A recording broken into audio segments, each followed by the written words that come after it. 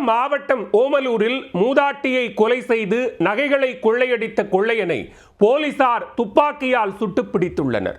20க்கும் மேற்பட்ட கொள்ளை வழக்குகளில் தொடர்புடைய சைக்கோ கொலையாளி போலீசிடம் சிக்கியது எப்படி? சேலம் மாவட்டம் ஓமலூர் அடுத்த சின்னேரிக்காடு பகுதியைச் சேர்ந்தவர் 70 வயதான சரஸ்வதி. இவரின் கணவர் இறந்த நிலையில் தனது வாழ்வாதாரத்திற்காக கால்நடைகளை வளர்த்து வந்தார். 2 மகன்கள் உள்ளபோதும் சுயமாக உழைக்கும் நோக்கில் மாடுகள் வளர்த்து வந்துள்ளார்.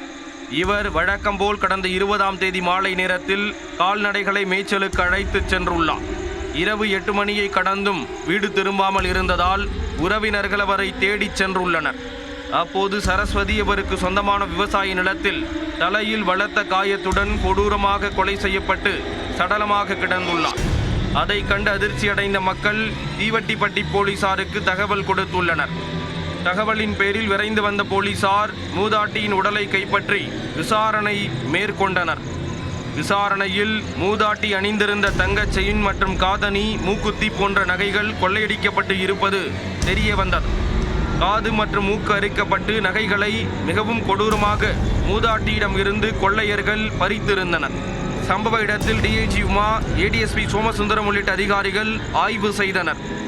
அத்துடன் கைரேகை நிபுணர்கள் மற்றும் மோப்பனாய் வரவழைக்கப்பட்டு தடயங்கள் சேகரிக்கப்பட்டன. கொலையாளிகளை பிடிக்க அமைக்கப்பட்ட தனிப்படையினர் தீவிர தேடுதல் வேட்டைக்கு பின்னர் சைக்கோ கொலையாளியை துப்பாக்கியால் சுட்டு பிடித்துள்ளனர். சேலம் தீவட்டிப்பட்டி போலீசாரின் விசாரணையில் கொலை மற்றும் கொள்ளையில் ஈடுபட்டது சேலம் மாவட்டம் ஓமலூர் அருகே உள்ள கட்டிக்காரனூரைச் சேர்ந்த நரேஷ்குமார் என்பது தெரிய வந்தது. நரேஷ்குமார் மீது 20க்கும் மேற்பட்ட கொள்ளை வழக்குகள் நிலுவையில் உள்ளன. சேலம் மாவட்டம் சங்ககிரி, மகுடஞ்சாவடி, உடுமலைப்பேட்டையில் மூதாட்டிகளை தாக்கி நகை பறித்த வழக்குகளும் இவர் மீது உள்ளன. இவரை தனிப்படை காவல் உதவி ஆய்வாளர் விஜயராகவன் மற்றும் காவலர் செல்வகுமார் ஆகியோர் தீவிரமாக தேடி வந்தனர். இன்று அதிகாலை சேலம் மாவட்டம் சங்ககிரி அருகே மலைப்பகுதியில் நரேஷ்குமார் பதுங்கியிருப்பது போலீசாருக்கு தெரிய வந்தது.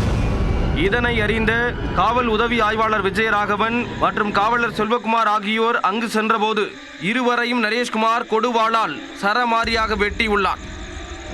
உடனே காவல் உதவி ஆய்வாளர் விஜயராகவன் தான் வைத்திருந்த கைத்துப்பாக்கியால் நரேஷ்குமாரின் காலில் சுட்டுள்ளார். வலது கால் முட்டியில் துப்பாக்கி குண்டு பாய்ந்த நிலையில் கீழே விழுந்த நரேஷ்குமாரை போலீசார் பிடித்து சங்ககிரி அரசு மருத்துவமனையில் சேர்த்துள்ளனர். தற்போது பிடிபட்டுள்ள நரேஷ்குமார் மீது ஏராளமான வழக்குகள் நிலுவையில் இருப்பதாக போலீசார் தெரிவித்துள்ளனர். கடந்த 2020ஆம் ஆண்டு மல்லூர் பகுதியில் வயதான பெண்ணை கொலை செய்து நகைகளை கொள்ளையடித்த சம்பவத்திலும் இவருக்கு தொடர்பு இருப்பதாக கூறப்படுகிறது.